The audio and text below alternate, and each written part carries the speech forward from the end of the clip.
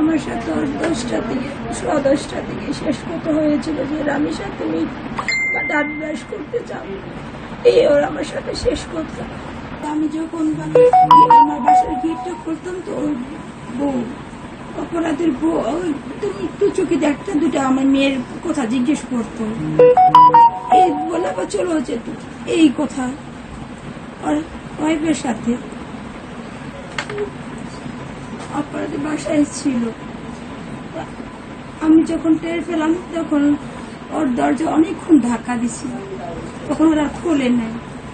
তারপরে অনেক লোকজন আমার ধারাকার সব অনেক লোকজন চলে আসছে, কেউ খোলাতে পারে নাই।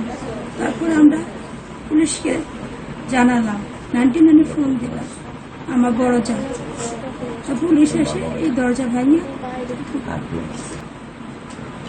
মাননীয় প্রধানমন্ত্রী আশ্রয় দিয়েছেন, বিচার হবে।